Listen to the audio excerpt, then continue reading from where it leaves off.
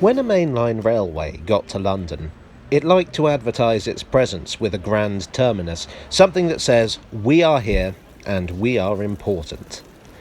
Look at St Pancras, look at King's Cross, look at Euston... Oh, wait, what happened here? Euston is, let's be honest, not grand. It's an awkward introvert, hiding behind an office block, hiding behind a bus station, hiding behind a park. It's architecture that says, "Are you sure you want to travel? You know you can get to Scotland from King's Cross, right?" It wasn't always like this. Actually, Euston was the trendsetter when it came to grand London termini. It incorporated an enormous Doric arch as its entranceway, designed by Philip Hardwick. It was the terminus of the London and Birmingham Railway, the first intercity railway to reach London, and there was a similarly grand terminus in Birmingham. The line was engineered by George and Robert Stephenson. So the arch was not only an advertisement for the station, but effectively for the concept of the railway itself, not as some piddling little tramway in the northeast somewhere, but as a grand new mode of transport that would change the world. Actually, the railway wasn't so grand back in 1837 when Euston opened. Steam locomotives were very much in their infancy and couldn't even climb the gradient between Camden and Euston. Robert Stephenson proposed a station at Camden, but instead they compromised. The locomotive would be uncoupled at Camden, and then the carriages would be cable-hauled to Euston. The winding engines for this are long gone, but you can still see the old engine house by the canal. Meanwhile, the locomotives would go to this shed, where they would be turned and serviced and sent back to Birmingham. Soon locomotives would develop to the point where none of this nonsense was needed and the roundhouse and the winding engines were abandoned. Here's the interior of the old engine house.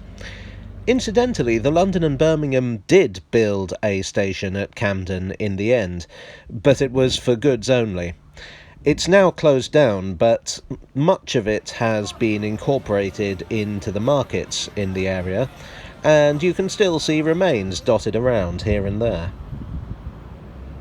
By 1849, Euston was already too small for the amount of traffic it was dealing with, which gives you some idea of how quickly those early railways developed.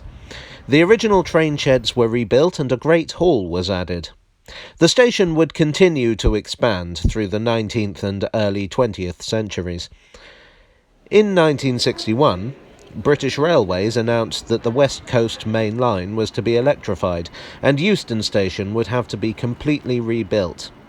Ernest Marples, Transport Minister and later convicted fraudster, announced that the arch and the Great Hall would have to go.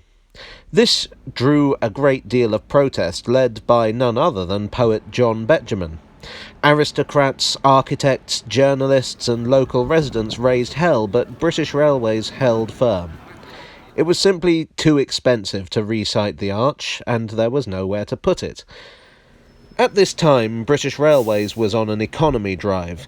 Railways were seen as outdated and wasteful.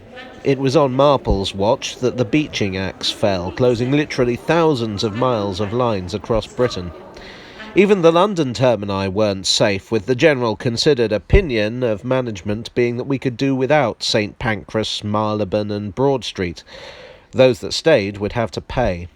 Giant arches did not pay. In vain did protesters point out that the cost of moving was likely severely inflated, or that they could totally just stick the arch on the lawn there. Look, there's loads of space.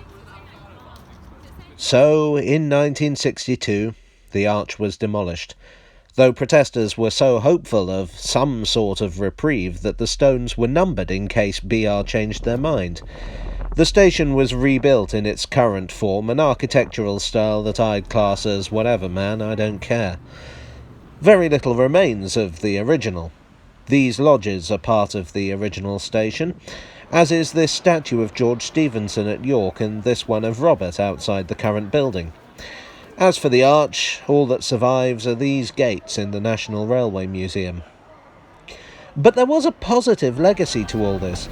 The widespread protests drew public attention to the notion that our industrial heritage was worth saving, that cathedrals and castles were all very well, but What about the everyday buildings?